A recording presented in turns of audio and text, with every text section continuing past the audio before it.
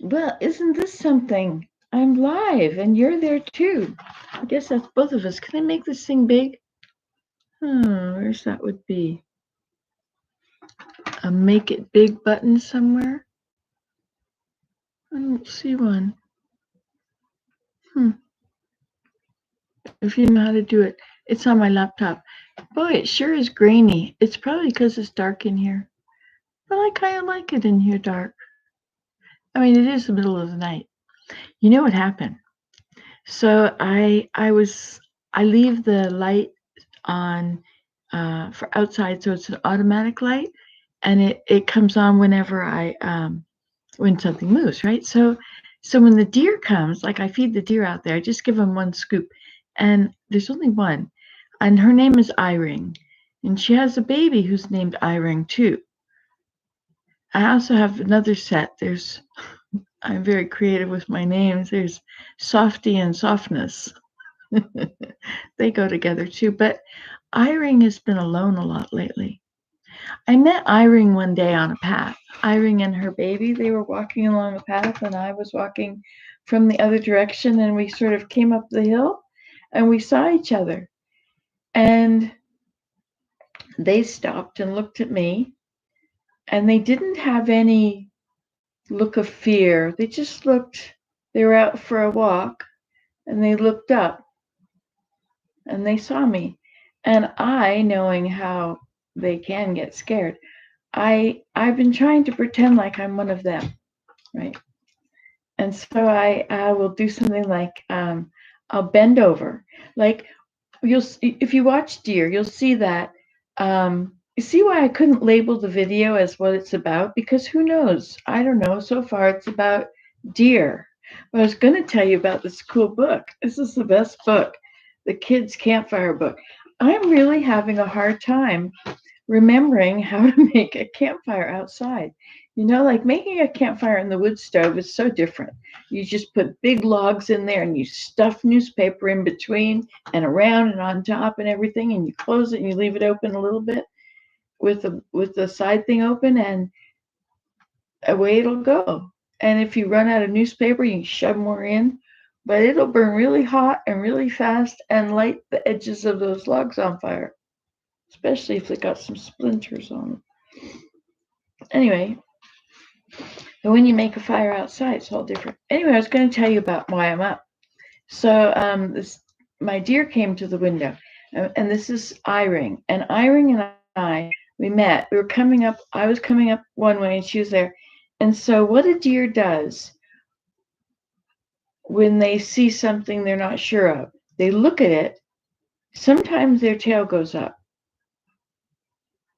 and maybe I don't know. Does it go right up? Because when you see that flash of white, they're usually leaving. But anyway, no, it hangs down. That's right. They just look and it hangs down. And if it's danger, they'll put their tail up and they'll run. Their tail is like a flag. It's like the red flag that there's danger. And all the other deer see that white flash and they know there's danger. But I'm assuming from my great vast knowledge of watching my deer. Anyway, but when Scarlett watched her deer, she realized that they'll stand there and they'll look at something, and when it's okay, they'll shake their tail. It's just this little triangle, you know, it hangs down. They'll just shake it like that. And so what I do when I see the deer, I bend over and I look to the side and I look to the other side and I shake my butt. And then generally, like in this case, when the deer was so close and saw me, I I I broke off some grass or some weeds or whatever. I know what the weeds are, so I know which ones are edible. So anyway, I broke some off and I draped them through my mouth, and I turned to the deer and I pretended to chew. And she went back to eating. She went back to grazing, like, I don't know, 15 feet from me. Maybe it was 20. I mean, she was so close. And meanwhile, her baby, Irene, maybe this was Softy and Softness. Anyway, so Softness goes around the baby, goes around the bush. they're coming up a path over a hill, and it's kind of a lichen covered scrub on sand, dry, with juniper bushes and the juniper needles here and there, which are very spiky or very prickly. Anyway, and there were a few plants, milkweed, and in those scrubby areas, you often get knotweed, Japanese knotweed. You can't grow anything where that is. I think it's Japanese. I might be wrong. There's another one. But anyway, and it will poison the soil. I'm not sure how long it's poisoned for. I planted a whole bunch of stuff. There's a bank along the road which has been gouged by the snowplow and then the roads people. And so this year I put manure all over. It's not ours. It's on the side of the road, but I can be the caregiver of it. And so I put manure all up the side. It's quite high. It's 12 feet or something in some places. And then I put leaves on it. And whenever I would find seeds or I would dig up plants, like comfrey, I had this huge thing of comfrey, and there must have been 50 plants in there. One moment, please. How do you like my plug for my jar? I made it. It's cedar bark. No, it's not cedar bark. It's birch bark. It's double wall. It's kind of neat.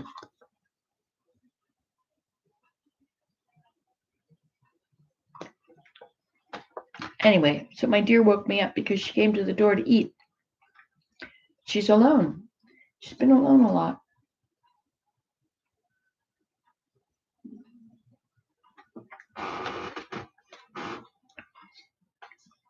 It's kind of odd that she's alone, actually, because in the winter, the females stay together.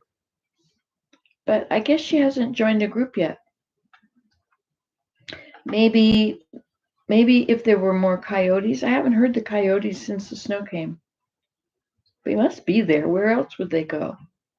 It's too late to go south. Do they hibernate? Do they go in their dens and stay there? The foxes? You know, when I think of foxes, I've stopped and watched foxes sometimes by the roadside, and they'll jump. They'll jump and pounce on, I know what that is. It's the top of the basket. We're making this basket. Anyway, so the foxes, if you ever see a fox thing or watch a fox, you see one, they just jump straight up in the air and they come right down. Hi, Leanne. I saw you were online earlier. I was going to say something to you. How are you? You're up late. I love you too. This is nice. It's like a private chat. Anyway, so I was saying about my deer. I love my deer. Oh, don't forget to like and subscribe. Anyway, so my deer woke me up, and I want to see a picture of him. He's the sweetest face. I couldn't believe how nice he looked.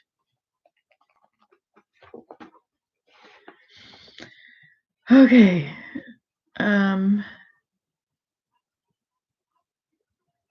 can't get into looking at things on here. Okay, so the deer, she is right there. Yeah.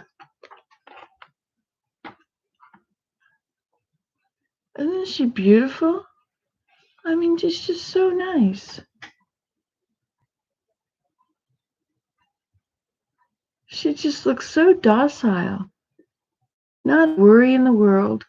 She's looking at me through the window. Or she's not looking at me. She's lifted her head. There's no sign of danger. But they have this way. They just sort of, they stand there and they eat. They bend over, right? So this is what I see most of the time, you know. That was a tree behind her. It's not her tail. It's a birdhouse. But anyway, so she's Oh, you can see her ear there. See over there? That's her ear. I could make it bigger. There. 2 ears. Huh. Anyway, so that's what I see most of the time. And I wait, and then she puts her head up.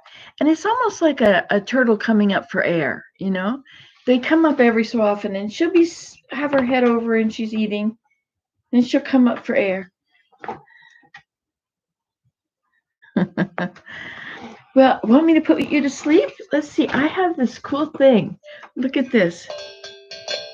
It's a what's it called? It's a pan. It's the pans. See that? I'll play it for you. It's really beautiful. Isn't that nice?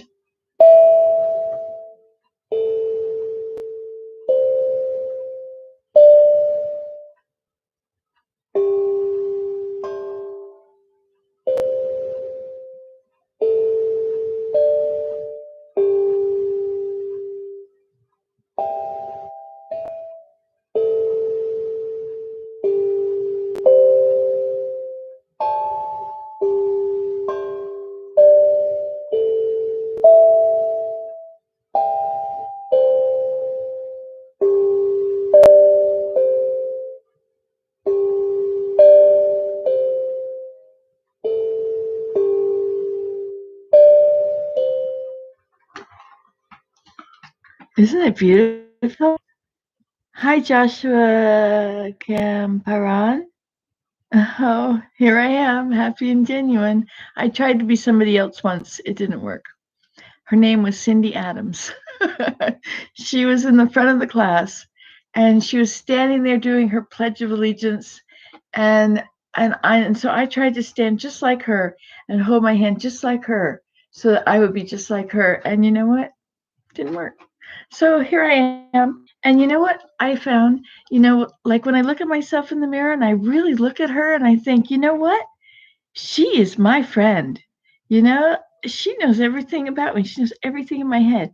And she is my best friend. She helps me totally all the time. She gets me what I want. I say what I want. I think, I want this. And guess who goes and gets it? Her. Every time. She is on my side. Sometimes she and I have little disagreements, but we get over it. Anyway, so that's how come I'm just me. Anyway, so I was just playing this for Leanne because she couldn't sleep. I was telling you about my deer earlier. You'll have to watch that later.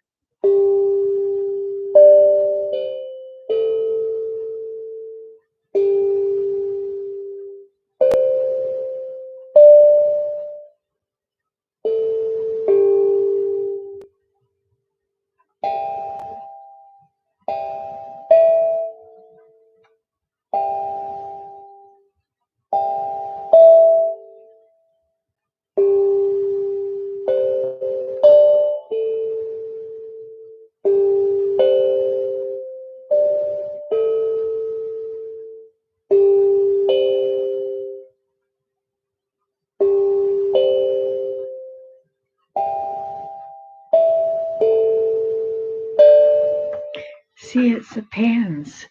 Isn't that cool? Oops. Here, I'll show it to you like that. And I don't know anything about it yet because I didn't read the directions because I don't always do that. But look at this. So they're all numbered. And the small number 1 is an octave higher than the next number 1. So isn't that calming? Isn't it lovely? I take it with me now. It has this little bag and I keep it in my basket. See, I carry my basket with stuff when I go to the teepee. I turned my teepee into a grass hut. Can you believe that? It's the best place on the whole earth. I just love it. It's so cool. Anyway, so I take this down there and I sit there by my campfire, or just sometimes it's a lot of work to make a campfire. And if I've dressed warmly enough, I don't need a campfire. You know what's interesting about these notes they've chosen? There's like 1, 6, 2, 1, 6, 3, 5, 5. So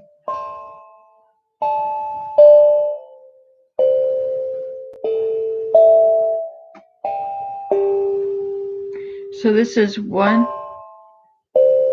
and 1. And then there's 6.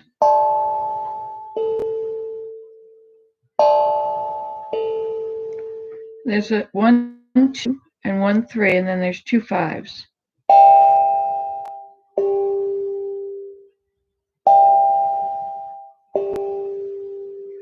So if we went all the small ones, if we went 1, 6, 5.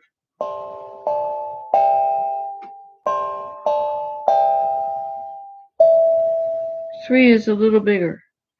So the smallest one is the 1.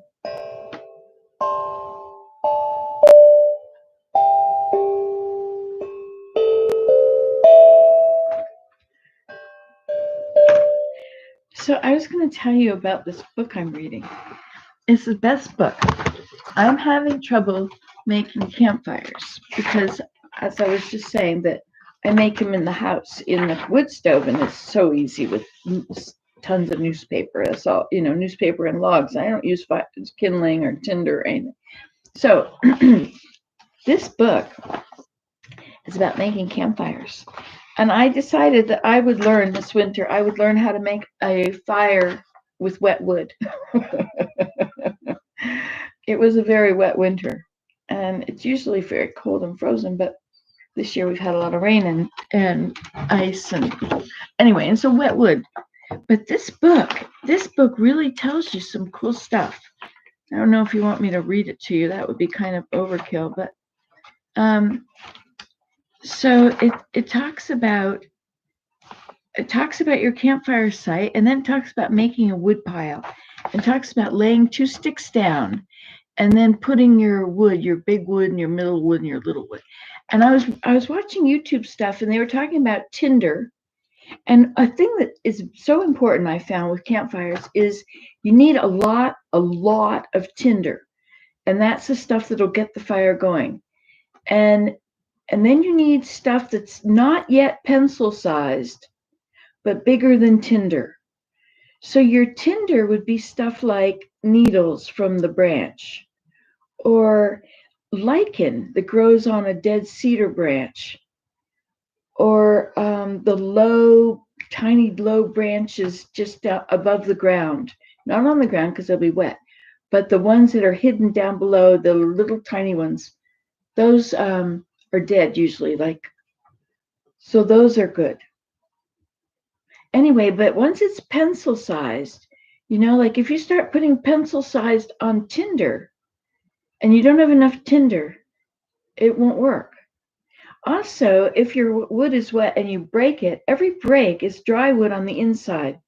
So the more breaks, or if you can peel it, but wood that's standing up. But I hadn't thought about tinder.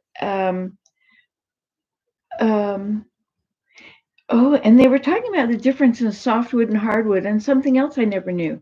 Softwood, fir trees, spruce and cedar, those are softwood.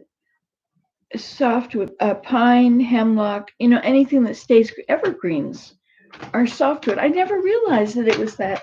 Sorry, my back itches. I never realized it was that easy, that softwood is green. Of course, poplar is soft too.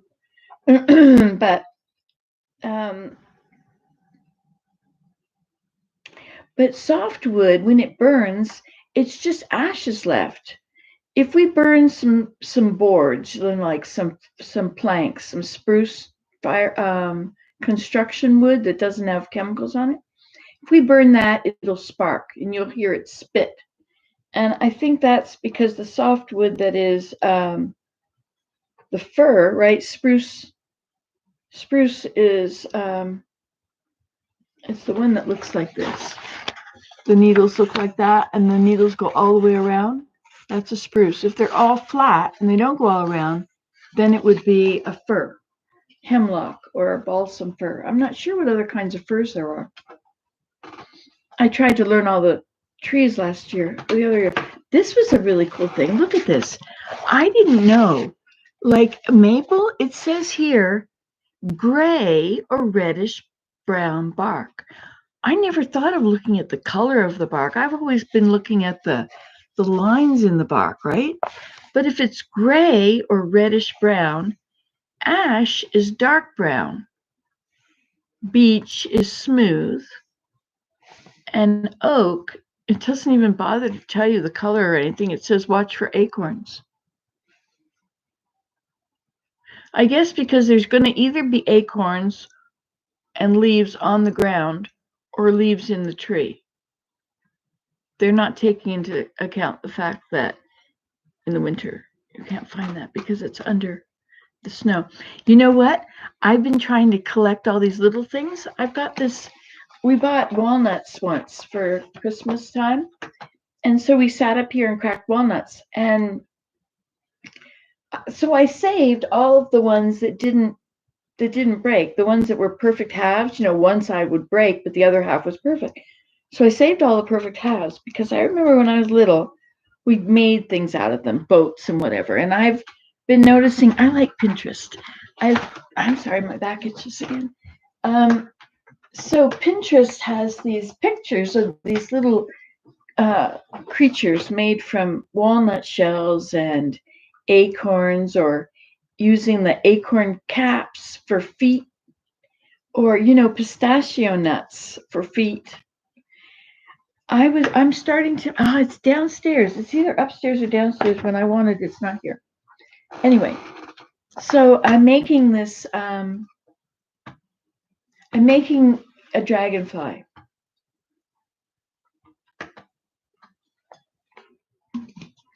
But it's going to be a huge dragonfly. Like it's going to be 3 feet square out of willow. And so it's going to need a head because dragonflies have a definite head. It's not that big it's that big. So no size makes any difference, does it? Because anyway, so I took 2 walnut shells, halves, and I drilled holes in them, 4 holes. And I made a little ball like that out of willow, just a ring that way and a ring that way, and then tied them together. The little God's eye kind of a square. Do you know to make a God's eye, you go forward and then you go backward to wrap it. And then you go forward and you go backward to wrap it. And forward and backward to wrap it. And forward and backward to wrap it. It's like a zigzag. I never realized that. It took me so long to get that figured out. So if you're ever making baskets, make a note of that. Hey, you're talking. Sounds beautiful. You didn't know that. Yes, this is an awesome book. It's for children. And it talks about gathering the firewood. And I mean, that's as far as I am. I'm on the collecting firewood page. And so they talked about making this. See, it says tinder is fine, dry material that catches easily with a match. Blah, blah, blah. In a meadow, collect the weed tops from last year's asters. Those little they're like in my fields, there's all these little weeds that are sticking up. But of course, the snow is pulling them down, so there's not much left. There's a few bits of grass. But anyway, usually that stuff is damp. But it depends how cold it is. If it's really cold, everything will be dry. Many people use small balls of newspaper. Okay, in a meadow, collect the weed tops from last year's asters, milkweed. You know milkweed pods, right? They're shaped like that, and they open up, and they're full of fluff. Cattails, the top, it's all fluff. Like one cattail top, right? That should really light a fire easily. There's so much in there. Have you ever broken it and tried to let it open up? And tried to rub everything out and it all expands? It'd be great for making a pillow. All right, so I made a mattress once. When I lived in Jamaica, I lived in a grass hut. Would you like to see my eyes? I have eyes. Hello. Now I can't see you. Look at that. Looks like I have on makeup. Oh, I'm so lovely. But it's good that I don't have glasses on, because if I really looked with glasses on, I might not think I was lovely. So there, that's better, isn't it? Oh, but then I can't see. Sorry. I'm so glad you were up. Um, oh yeah, so I've been gathering all this stuff, little lichen for these little walnut people, and little catkins from the alders. Also, alders, they're little tiny round circles. And I built a bridge across the stream, and it just so happened the stream was frozen that day, frozen solid, which is perfect because I took my boards down. They were 16-foot long, 2x6s, pressure treated, because that was left over for making the. How could we have leftover wood that is that big? But anyway, so I took it down there, and I took it in that. The best way to carry something heavy like that is vertical, because it's not pulling against you when it goes this way or that way. You don't have to use tons of muscles. You just need your arms. You just reach it up and down. So if you can carry it along that way, but if you got to go through alders, that's not going to work. Yeah, I do. You should watch the other videos, Joshua, especially Sedge Meadow. Sedge Meadow teepee has changed over the years. This year I decided to find out how to use sedge, because last year was my year for learning all the grasses. Hi, how are you, Marie? Yes, a slumber party. I got on this is my thing my mother got me. I never realized I should really look at these snowmen closely so I do a better job on decorating mine. So it's sedge meadow teepee, right? I thatched it with the sedge in the meadow this summer, and then I took these tall reeds that grow along the roadside, and I thatched it with that, and so it's completely closed in, and it's like living in a muskrat house, a muskrat den, or a beaver lodge, except there's no water. Well, it's really nice, and it's right alongside the stream. So what am I telling you about? Do I live in a forest or woody area? I bet it's nice. Oh, so I've been making grass huts. So this week I made another one. I took alders, which are growing everywhere there. It's near the water. It's a wetland area, kind of. Well, definitely would be a wetland since it floods in the spring flood. Oh, I was going to tell you about my snowman down there. So I thatched it, and so I built a kitchen, which is another little teepee that's smaller, and I connected it to the Bigby. And so I have this little annex in there. It's just the most wonderful place. I have these little tea lights in these little glass lanterns I got from the dollar store, and I put on the battery. I put the tea lights in there, and it's so nice. I suppose if I used real tea lights, they would heat it. But the trouble with heating it in there is that it will drip, because where's the snow going to go if it melts? Right now, we've got a good layer of snow on most of it. But we've had a lot of wind, so a lot blew off. It was like blizzard wind the last 2 days.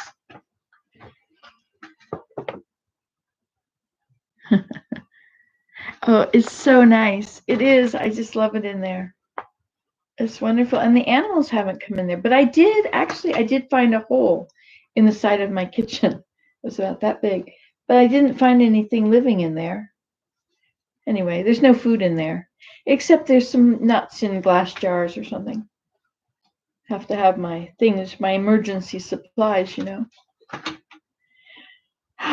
So anyway, so there was also in this nice little book about Campfire. Sometimes you don't want to make a fire when you're down there because it's so much work to make a fire. And I find I've learned that if I reach my arms out, like if I do the dishes, if I lean over and I work on the campfire, if I drive, anything that involves holding my arms out like that, there's a vertebrae right in the center there, right between your arms, I guess, right there. And it must have bone spurs on it or something, because, man, I'm in a lot of pain after that. Hey, let me tell you about bone spurs. Bone spurs, I thought bone spurs were like, they stick out. But no, bone spurs, it's like a skirt. It's like a wobbly skirt that goes all the way around the vertebrae. Or, I don't know if all the way around, but whatever was showing, I guess, where it's not. I don't know what happens. But anyway, so these bone spurs, I have ankylosing spondylitis. So when you've got bone spurs, they start to tuck down and they're just trying to attach. And when they attach, then that won't move anymore. So it'll be fused. Which to me, I think it's better than when it sticks out and it's a bone spur and it's either it's jabbing in all the muscles around it or whatever it's doing. Anyway, do you have that problem? It never happened when I was all the many years I was doing dishes and raising children. Oh well. I've exhausted that topic. Okay, so this girl, they're showing you how you can carry your firewood. And it actually is a good idea. So you take your sweater, you lay it down, you put this here, and I would say you might have to put your wood further up to make these in the middle of it. But whatever. So what they've done here is they just tied a square knot. And now they're going to tie this around you. So there's a picture of how it's tied. It's going the wrong way. Anyway, so you've got the knot, right? That knot is now right against your back. And you pull one sleeve over here and one sleeve over the other way, under there. So if you took that sleeve and you wrapped it around this bundle, so the bundle's not just going to lay flat and flop in the wind, but if it's tucked under and holds it and then comes up, it really would work. It carries your whole bundle. And that's how she says you need 2 armfuls for, I know, I like the pictures. Oh, you have that too, Leanne. Yeah, it's a bummer. It's my worst pain. Anyway, so you can carry that and then have your hands free. So naturally, I'm going to have to do that. Well, that's as far as I've gotten in the book. So I don't know what's on the next page. Homemade fire starters. Do you remember when we made them at egg cartons? So we took our egg cartons. I've got a video on that, I'm sure, if you look for fire starters. So you took an egg carton. What is that? They've got wicks flying out of it. But you take an egg carton and you fill it with dryer lint. And then you pour wax on it. You melt candles or you melt paraffin. Paraffin comes in blocks the size of, how come my hands are not clean? I don't understand. I'm always doing my nails now. And you know what I learned lately? Like the things you don't know when you're 65. So I've always taken some soap, washed my hands, rinsed them off, and thought, how come the soap doesn't clean my hands? And I wipe my hands on the towel and the towel gets dirty. It's like I just washed them with soap and water. I now know it takes a little while for the soap to actually go through the dirt to get to your skin. And this is not enough time. If you keep doing it, it's amazing. Just stand there and keep doing it. And the dirt actually does come. I know, isn't that terrible? So the way I was in the chiropractor's office and they had this nice little hand washing sign because of COVID. Remember? Good old COVID.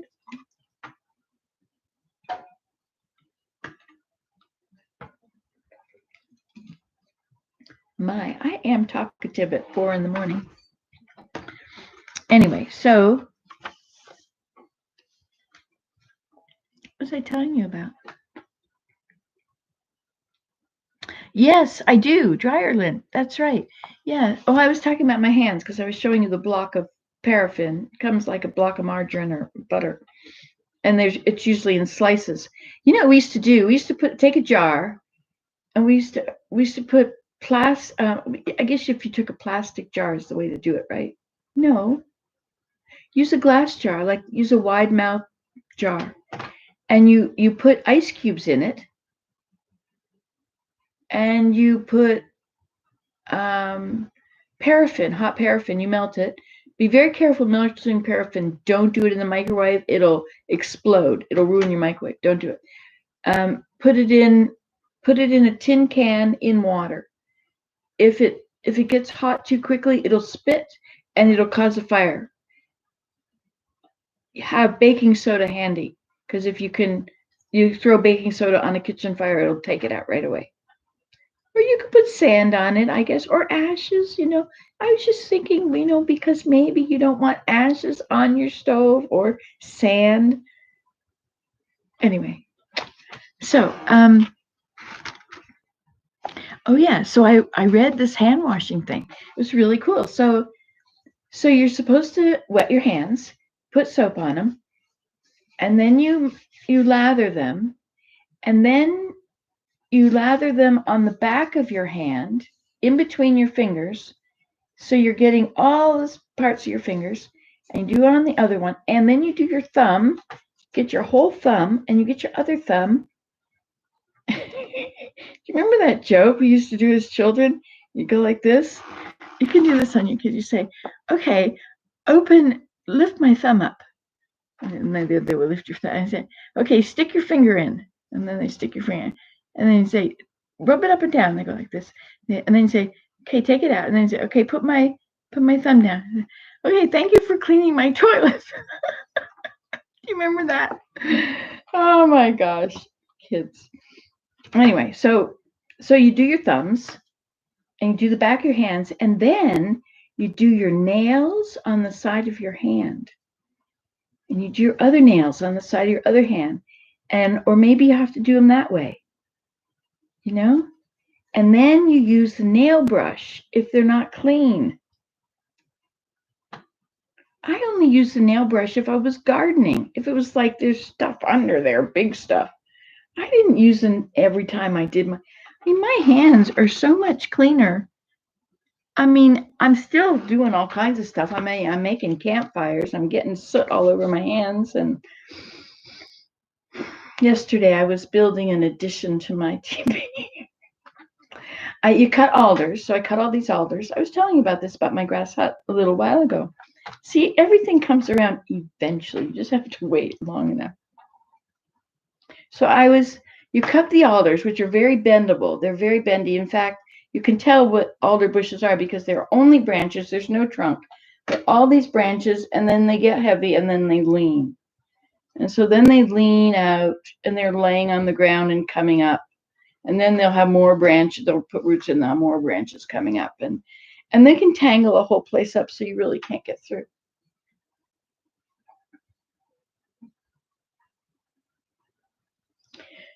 I was looking at that full screen thing again, wondering how to do that. So I took the alders and I cut them and I arched them over and I shoved them between things so it wouldn't unarch. And I lined them all up, about 6 of them, I think. And the teepee is on an angle. It's all brush hut now. It's all covered. And so this is going to come out like this. And it's going to be an arch. I love our conversations too. Yeah, it's good. Hey, you like my painting? I didn't finish him yet. His arms are not the arms of a carpenter. Those arms need to be much bigger.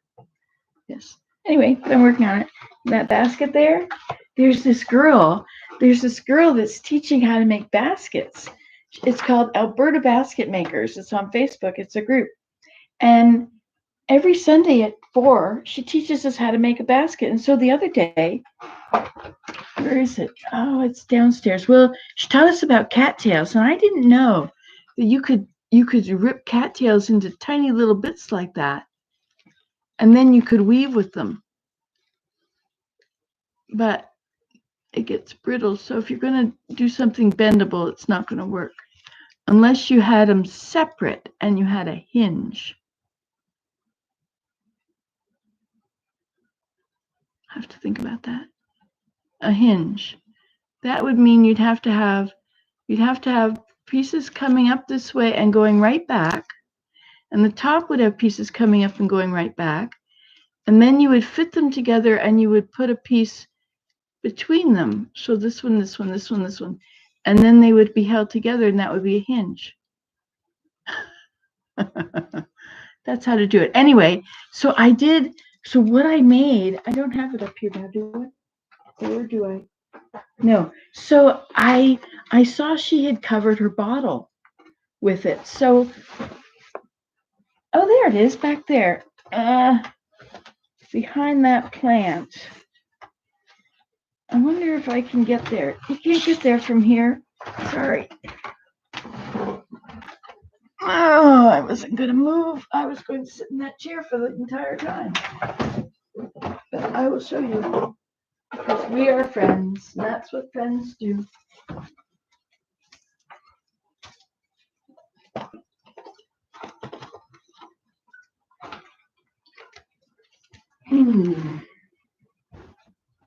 All right.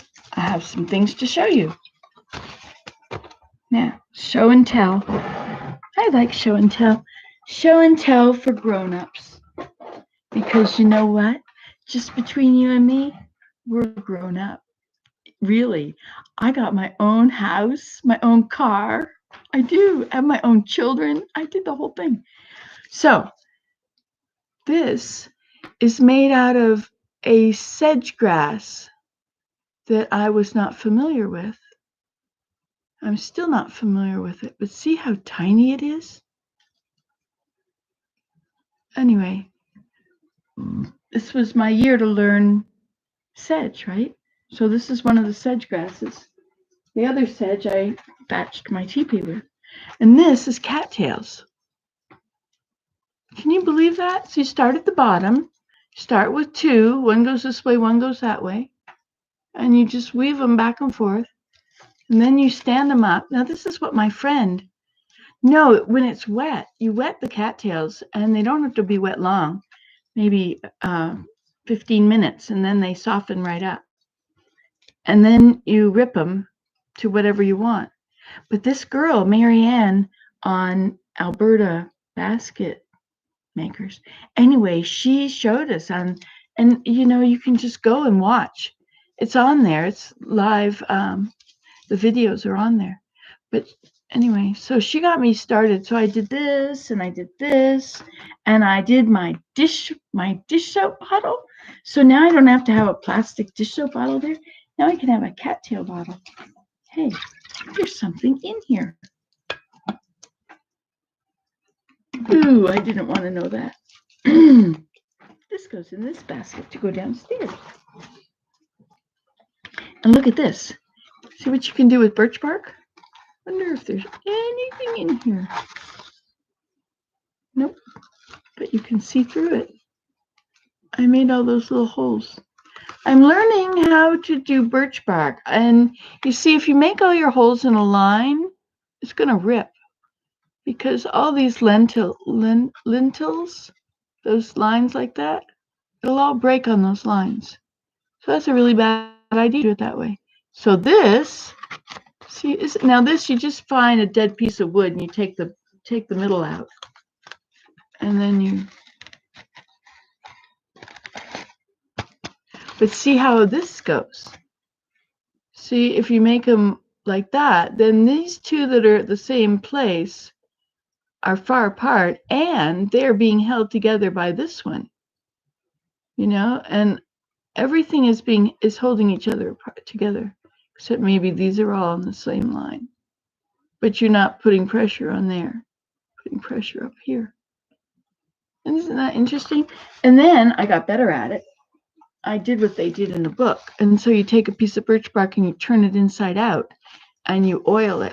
You just put a little bit of cooking oil of any kind on. I used brushed bamboo yarn. I figured that was pretty natural. I guess everything's natural eventually. Well, no, not everything. Isn't that cool? That's beautiful. I know. But you know what I discovered this year? I discovered grass, like regular old grass that grows really tall that people use for hay, like a hay field. Man, I've been having a time of my life. I used that grass, and it wasn't even sedge, it was just plain grass. And I gotta get my back. And I made a grass hut. I leaned all these sticks together against a tree, and I had so many sticks. I was sitting there looking, and the more I looked, and I saw all these sticks, and I was looking at this tree with one leaning against it, and then I kept looking around everything else. I thought, wow, if all these were leaning up against that, and then all that grass out there were taken, So you make arches, and then you have to make a ring around them.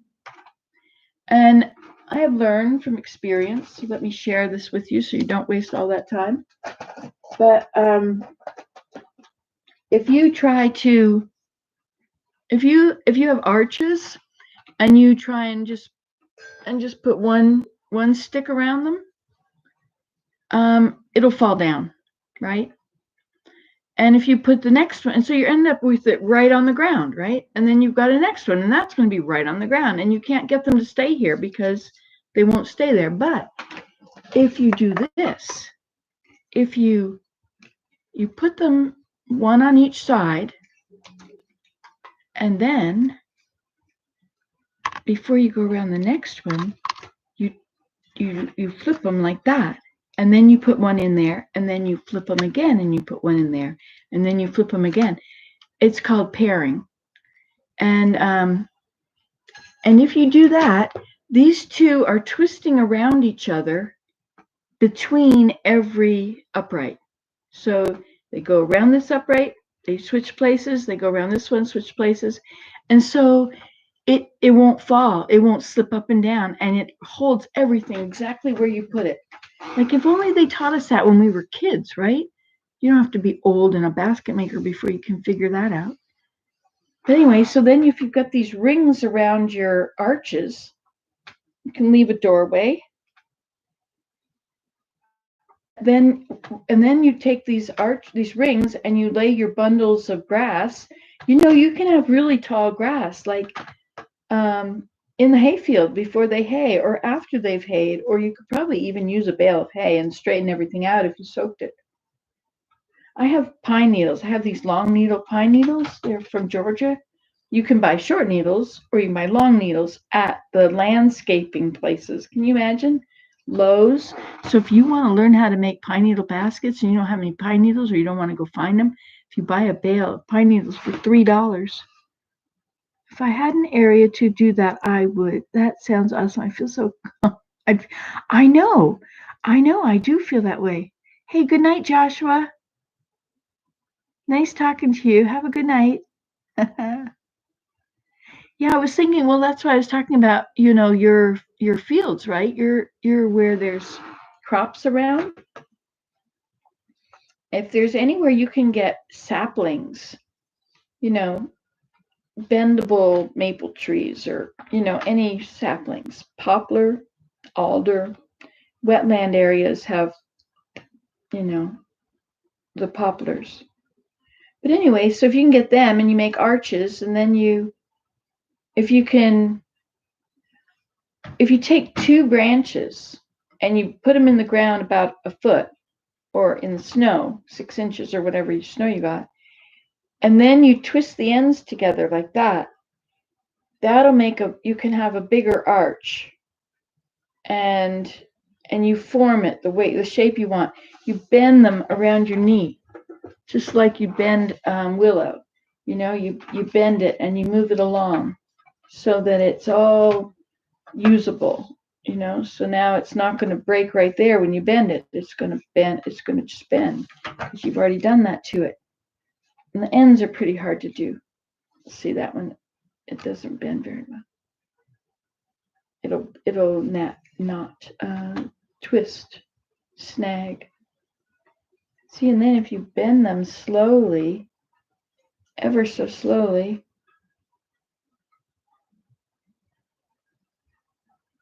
you can make a basket with it. You can make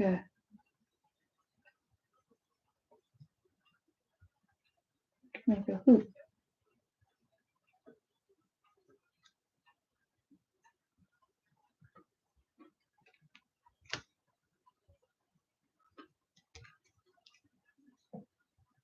I didn't quite hoop right yet. There. Oh, it's got a bit of a kink there. And a bit of one there too. You didn't keep it round enough. Well, anyway.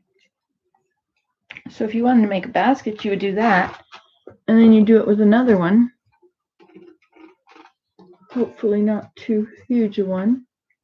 That was a broken stick, which was good. This is a very long one. So you have to do this first.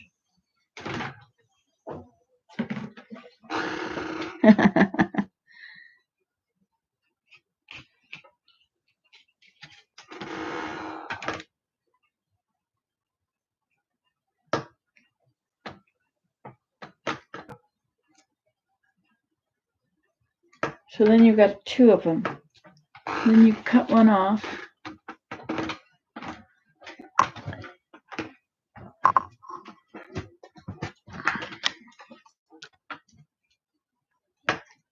And then you put them together, see? And you put them like this, one inside of the other. And that's the beginning of your basket. See? If you wanted it to be against the wall, it could be flat like that. Maybe let's do that. So we'll take a, these might not be wet enough. So you want to make that God's eye, remember? I'll show you how you do that. So I'm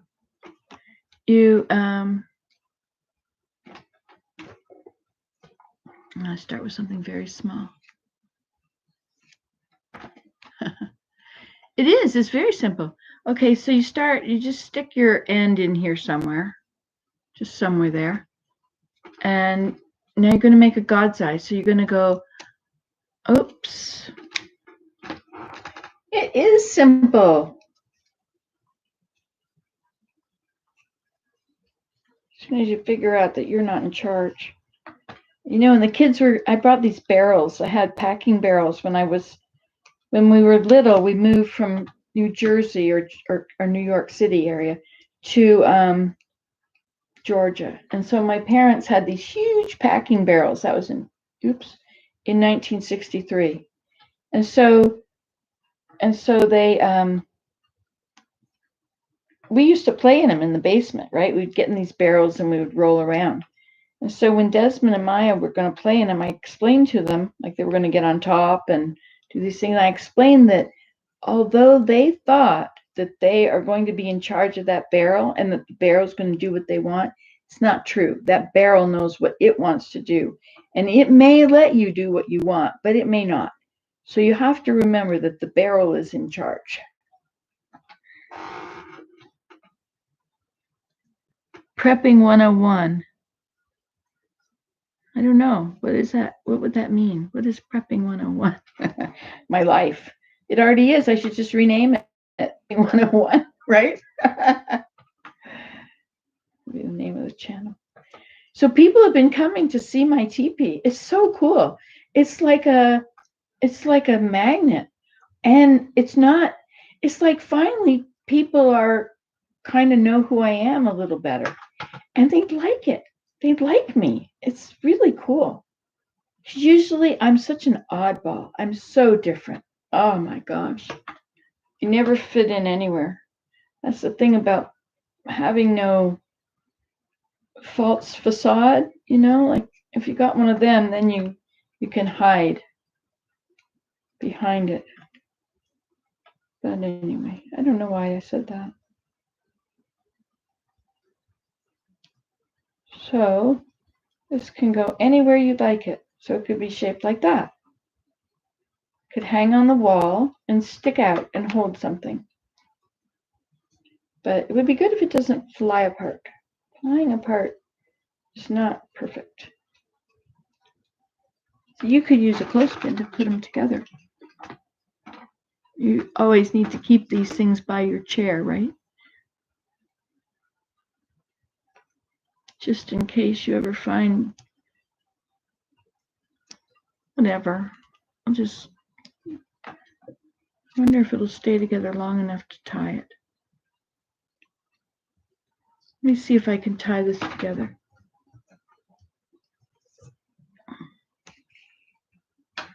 So I'm going to just start this. So you go over it from corner to corner, and then you back up. Then you go ahead, corner to corner, then you back up and go back through there and around. Okay? And pull it tightly. Keep everything really tight. You have to hold the beginning to hold it tightly. And then you'll so then you go corner to corner, but you're going to go on the outside of that other one. You're not just going to go across on top. You're going to make sure you're beside it down there. You see? So you go forward and then you go back. And then you go forward and then go beside that last one right there. And then you go back. And then you go forward on this side of the last one. And then you go back.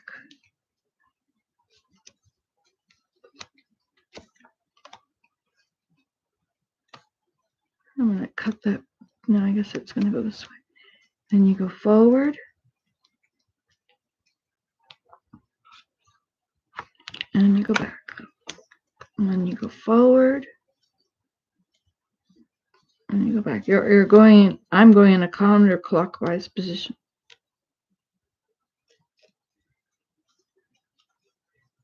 And then you go forward. And see how you're lining them up there side by side? And then you go back. And you go forward. And then you go back. See how you're starting to have some depth to it now? And then you go forward. And you go back and you tuck it in. Maybe tuck it in between these two pieces there. And you pull it tightly.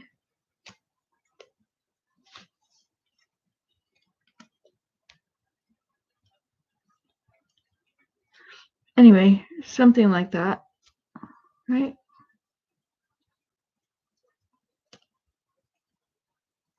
Forward, and it goes back. Or you could stick it in down here somewhere. However you can do it so that it'll stay. Okay? There, like so. So that's your beginning. And so now you can decide what you want the shape to be.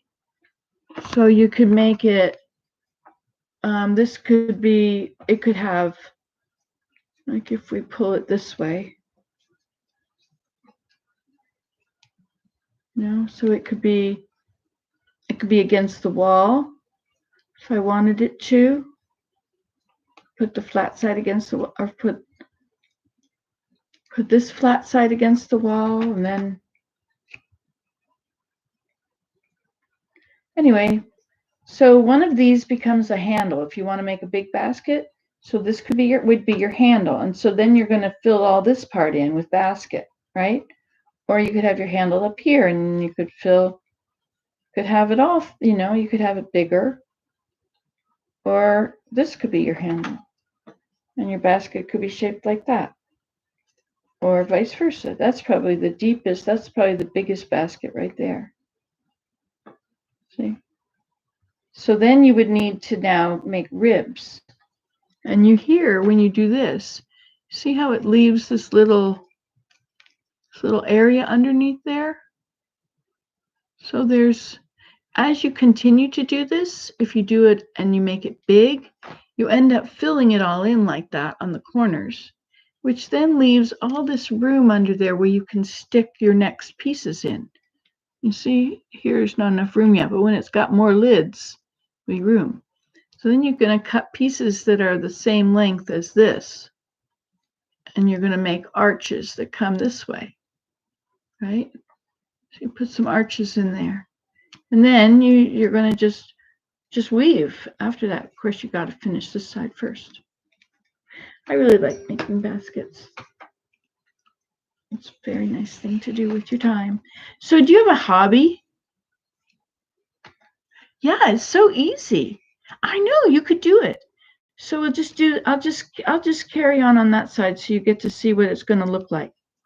Usually you meet your top and tails together. Tops and tops, tails and tails. But I'm going to use This is too long. It's too wide. You see how this is a big piece? It's pretty long. Whereas the last one was not, you know, it's about that width. So if I cut it there, you know, that would be about the same width.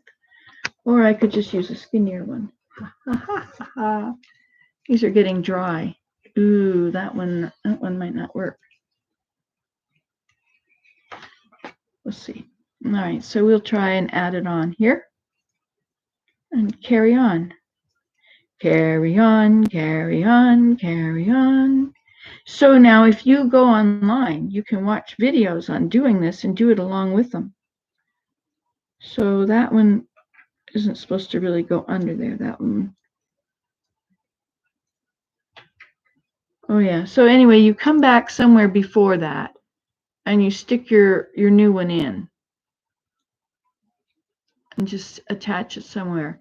And then just carry on. So you're going to go across and backwards.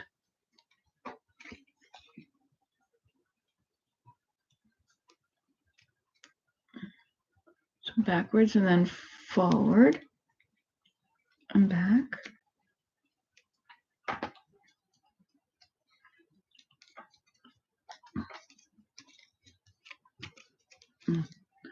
Forward and back.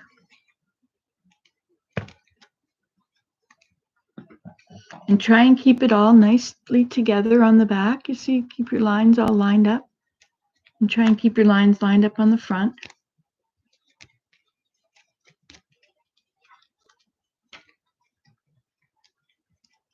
And forward and then back.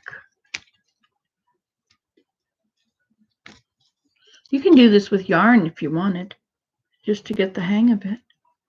And forward and back. Be careful not to snag your willow. Forward and back.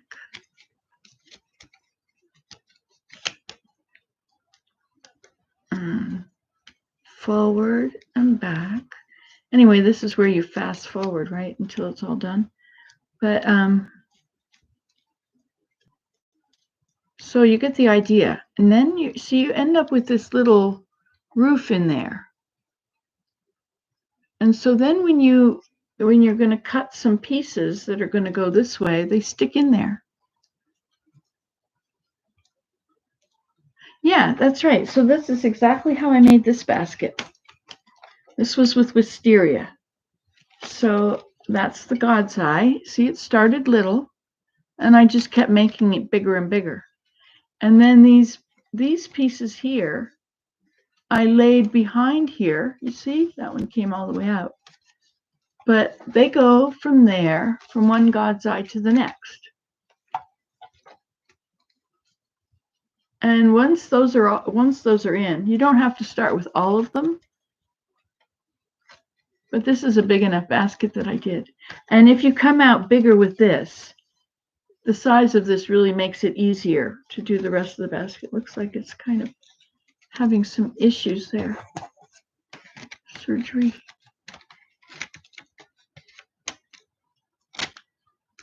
There.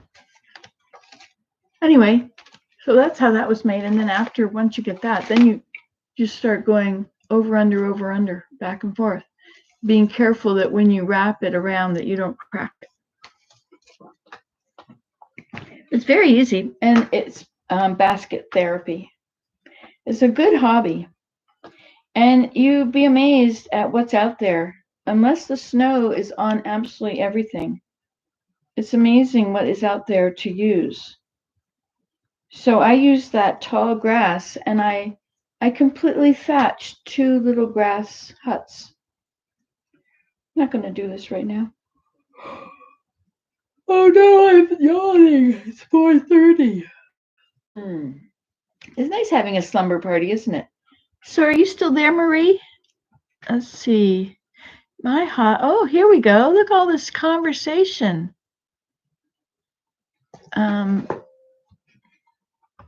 I may have to go up and see what it says here. See if I can figure out how to do that. Nope. Yes. That's a blast. You always say that, wise monkey. A blast. We used to call it things a blast when we were young. I'd love to make baskets, but I don't have the supplies right now. Yeah, you might. The grapevines are on the fences. They're fine in the winter. You go out there and you're gonna make 2 hoops. You can make them this big. You can make them bigger. You're gonna need enough to make 2 circles, and then to make some arches, the hoops that are going to be the bottom. So you might need about 10 or 6 or something, but I bring 10. And try to get the ones that are curved away. And then you've got grass out there in those fields. You know, you can weave with grass. Wouldn't that be fun? And you can also weave with grapevines, but grapevines, you have to wet them, soak them, so they're more bendable. All right, wait a minute. I got to go back as you say this.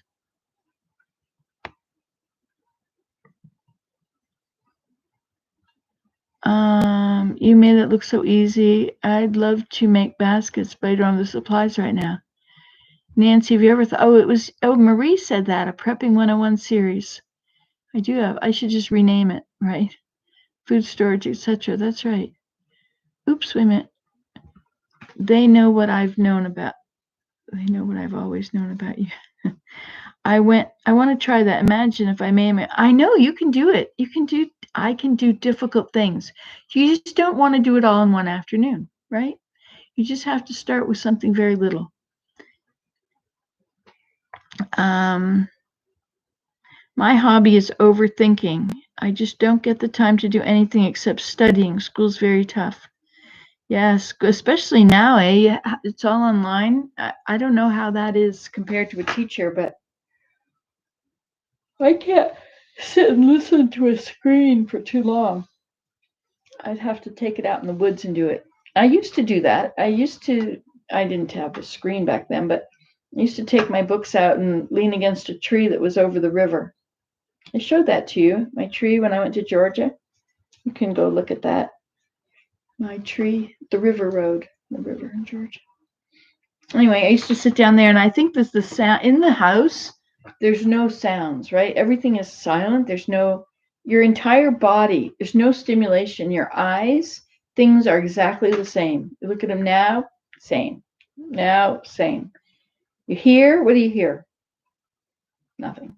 Nothing changes. There might be music on or something, but mostly it's the same. So what you hear, what you see, what you smell, nope, same thing. Of course, I have this beautiful tree right beside me. It is the second life of someone's Christmas tree, my Christmas tree, and it is a Fraser fir. No, it's, yeah. But why does it have spruce things around it? It's not a fir, it's a spruce. Anyway, it's wonderful. And this whole room smells like, it's like aromatherapy coming up here. I collected all the Christmas trees that went to the dump after Christmas. I went through the town and I collected 77 trees by driving up and down the streets of the local town. And then I went to a landfill site for a bigger town. And there was this mountain of Christmas trees. So it took me 3 loads, but I got 60 trees. Well, maybe it wasn't quite 60. There are a lot of trees on that load. 3 loads. I tied them with 3 straps. I put them in like this, top and tail. And I had all these butts sticking right over the edge just a little bit. The whole thing was strapped down with all these 3, and I would strap them down and pile them, and then I put more on top. Strap them down and more on top. Anyway, got a lot on there. But anyway, so there's resources out there. Like if you really want to, so these, you can't weave with something that'll break. But oh yeah, we were going to read this. Down, down, down. Overthink. Oh, that's about studying. So if I want to make a bigger basket, the first 2, yeah, it's bigger. You're welcome. Oh, thank you, Marie. Oop, down, down, down. Such a cool basket. It's 2:30. Oh, it's 4:45 where I live. I got up at 1:30. My deer came and I took a picture of her, and then I thought I've been sleeping since I went to bed about 8, so I probably fell asleep around 9. Hi, Yoshi. Ooh. Okay, bye, Leanne. There you go. That was nice talking to everybody. So now what do I want to talk about? Let me play my music for you. I like this. Oh, don't forget to thumbs up and subscribe, Okay, here we go. This is to put you back to sleep, unless you were going to get up.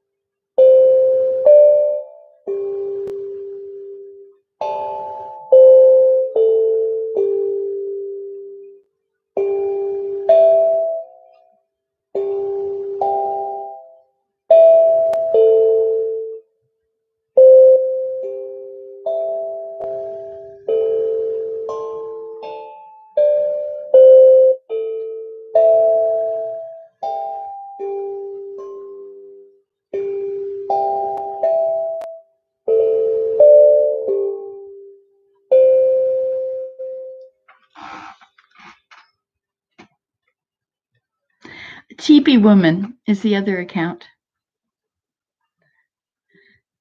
Yeah, it was 10 years ago or more. Yeah, I'm still making videos, but I don't have cell service outside very well, and so making live videos has become and in the house it's really slow. And I guess because everybody's got so many devices now, what used to be fast is now slow. So I can't upload videos. The only way I can make them is live. So there's no going back and fixing it. If I mess up, it's messed up. Good thing I don't mess up. All those mistakes I've made all my life, they have been so useful. I was over at a friend's house the other day, and she was making something to keep the raccoons out from her chickens. She was making a box.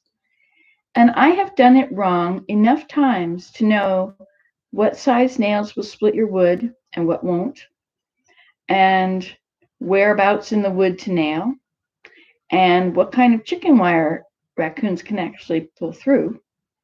And it's because I've done it wrong. I've used staples, I've used too big nails, I've hammered things in that have split the wood and things fall apart. And, now I know if I really want it to work, all I have to do is not use this, I use that. Instead of this nail, I use that nail. All those mistakes you make your whole life, day after day, they are so useful. They're not mistakes. They're all the ways that you can do something.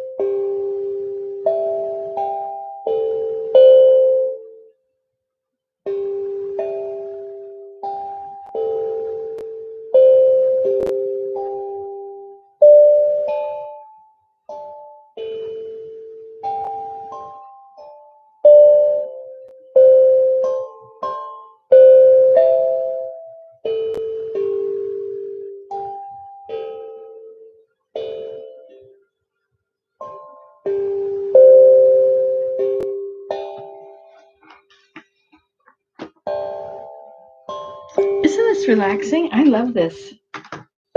It's the pan. It's not the pans. Pans are like a wok.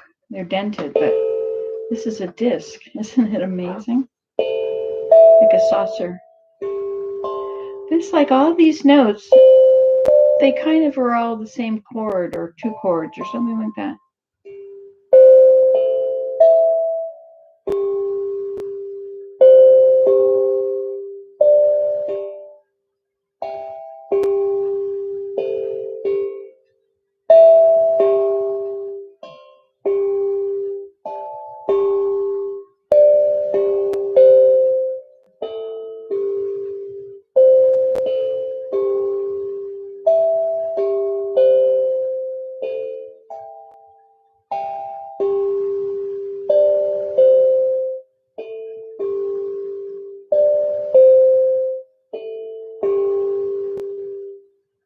Isn't that beautiful?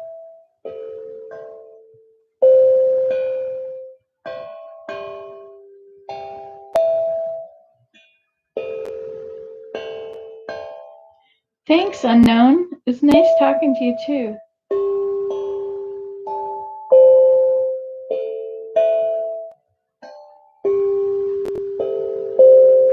I love it when my deer comes at night and wakes me up. I have my Christmas lights on in here.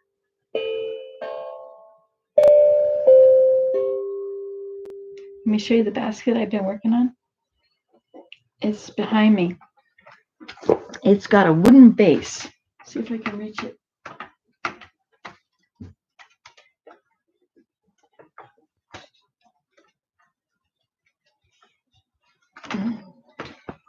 And the base, look at how it's attached. Isn't that cool? It's called a track border. It's so easy. You stick the stuff through about 4 inches, stick each of your uprights, those things. Stick them right out 4 inches, and then you lay one, you go in front behind and lay it down. You bend the other one over, but don't break them. In front behind and lay it over. And so as you lay over the next one, it holds the last one, right? In front and behind. No. How does it go? In front, behind. This one's on top. I don't know which one's on top. But in the end, you tuck the last one under. So it looks like a perfect circle. And then it's even too if you start with poles that are all the same. See, and then I didn't finish the rim yet because it has to be hammered down. Because once it starts to dry, it will get really... See, look at how far you can hammer it down. See, isn't that amazing? So as it dries, it will shrink because the outer bark is losing its moisture.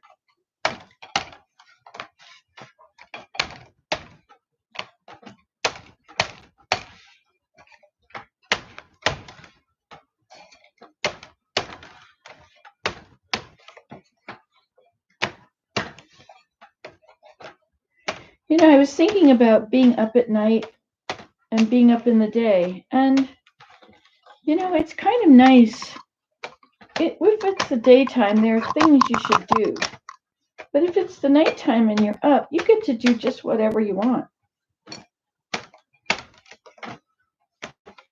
It helps if you don't have any reason that you have to be alert tomorrow. Because tomorrow, I'm retired, you know. I've been retired since my last child moved out. What's that, 6 years? No, 8. 8 years. So this stuff is, the ends need to be pulled better. They're not all,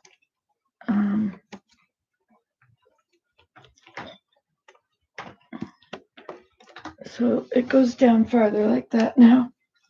And so then when you do your rim, the harder you can push it, the better. And then if you can get them till they're really close together, then you can do your rim. But my rim is going to be so big to go around and behind. It's going to be a really loose rim unless I add more stakes. If I add another stake beside every one, it would be a much bigger border. But I don't want to make a basket handle because I want to, it's a trash basket. it'll stay on the ground. I put this back there so it will dry a little bit more.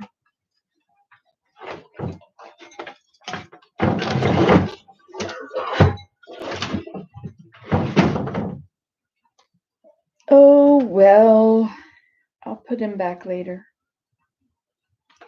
So, what's up? Your mom's calling. So, are you in England? Your mum, M-U-M, is in England or Canada word. I was showing you this cool book. This is the best book. This is about making campfires. So let's go on here, making homemade fire starters. So, I was going to tell you about those. So if you take, like if you have a candle that's in a glass jar, it's good, especially if it's a canning jar, because you can put a lid on it to put it out. And you can, of course, it'll make all your glass black probably if you do that. But if you fill it with ice cubes, and then you pour paraffin in it, hot melted wax, which I told you don't melt in the microwave because it'll wreck your microwave, and don't melt straight on the stove because it'll get too hot and spit. And if you do try and do any of those things, have baking soda right by so you can bury the fire. Okay. And then when it dries, it hardens around the ice before the ice has time to melt.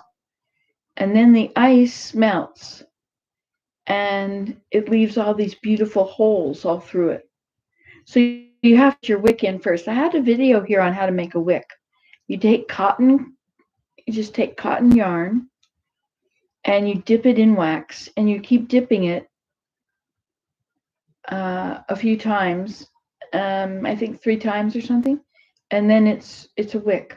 So then you can put that first in, you tie it to something to have it straight at the bottom or whatever. So let's see what they've got. They've got wood holds wetness for a long time, so it's good to have waxed fire starters handy in case your kindling won't catch. You can make fire starters in the kitchen with leftover candles and wax crayons. Store them in a cookie jar until it's time to light a fire. So you can use crayons, all those broken crayons you have. So you need a clean, empty can, such as a coffee or juice tin, leftover crayons and candle stubs, cooking pot, and a pot holder.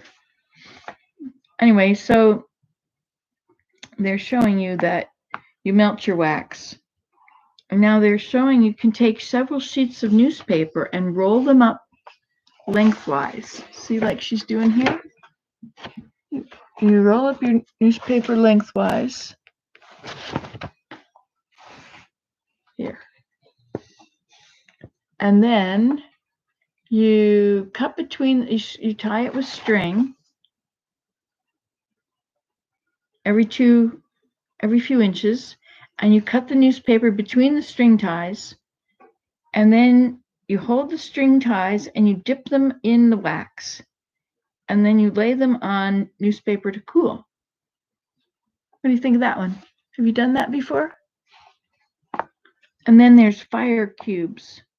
You take, this one I was saying before, we made out of lint. We put lint in, but these, you take a string in each cup of the cardboard carton, leaving one end to dangle over the side. And then they're saying to fill it with sawdust or wood chips. I wonder if you could use like the dust from your vacuum cleaner or stuff like that. Often there's a lot of hair in there. Those things would work well. Pour the melted wax into each cup and let it cool. Separate the cups by cutting or ripping in between them. And then waxed matches, right? Wrap a piece of string around a wooden match, but not over the tip. Dip the whole match, tip and all, in melted wax. Strike as usual to light it.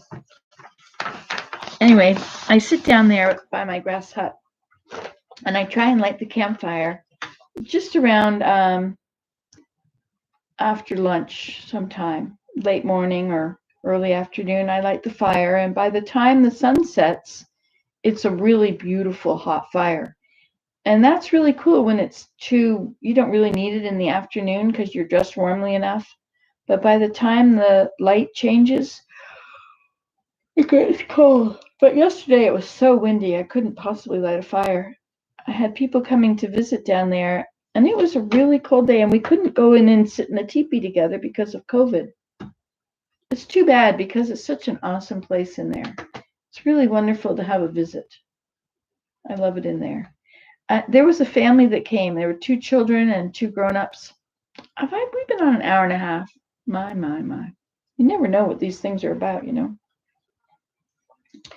these videos, because they ramble from one thing to the next. So we had some basket making, and we had some panning with the drums, and I showed you the baskets, and we learned about lighting the fire and this thing to carry your firewood in. How to carry it on your back, so it's actually a good idea. Anyway, and it's been a lovely time, I must say. Is there anything you would like to talk about? I think I'm getting a little sleepy. I could go to bed. What a novel idea. Well, I guess, should I go? Or did you want to read more? Thumbs up and subscribe, A campfire for heat. Do you want to stick around while I read some more of the book? Let's see. Kneel facing the fire pit with your back to the breeze. Lay 2 pieces of kindling in the center of the fire pit so they form an angle opening towards you. Pile some tinder in the kindling. The tinder should be compact enough that the bits are all touching each other, but loose enough that it remains light and full of air. Use a wooden match if possible. Strike the match and tip it slightly down so the flame catches onto the wood of the matchstick. If there is a breeze, cup your hands around the flame to protect it. When it is well lit, push the matchstick into the center of the timber. Blow gently into the base of the fire pit for the flame to catch. I was watching this one video on YouTube, and he was showing how to do it with wet wood. And so he took all this pencil-sized stuff, and he laid it there. And then he had all this littler stuff, and he made an angle so the wind would come in this way. And then he filled it up with really tiny tinder, which is like what? Fluff, newspaper, lichen, pine cones broken into bits. Pine cones, the way they are is probably good because you'd like that air to be between everything. And once it's all broken, it's going to be a little pile. And then only the air on the top would light the fire. So if it's a pine cone, and if you open your sticks up when you've got your fire, if your sticks each have about as much distance around them as their width, maybe not quite, they need that space between them. If you try and put them together because you got a really good fire, so you're going to put a lot of wood on it now. I always do that, and it wrecks it. So, so here's her picture. You like it when I read to you at night? That's good.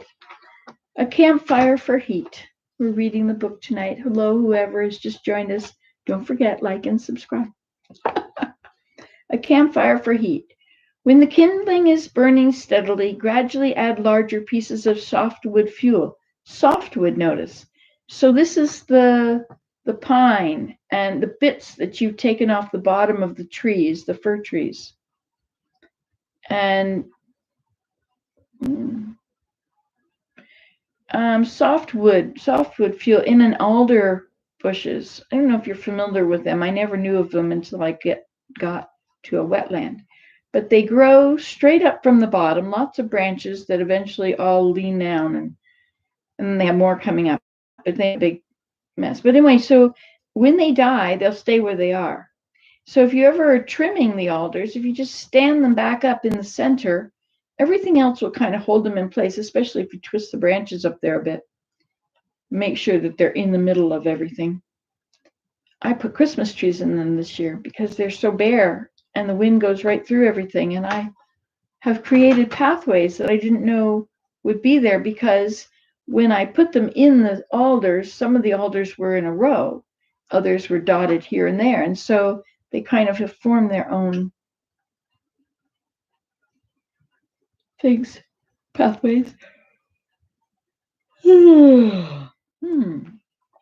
So when the kindling is burning steadily, gradually add largest pieces of soft wood fuel to the fire, keeping the teepee shape. If now they didn't even start. We didn't finish this side. Let's finish this with the matchstick. If there's a breeze, cup your hand around the flame to protect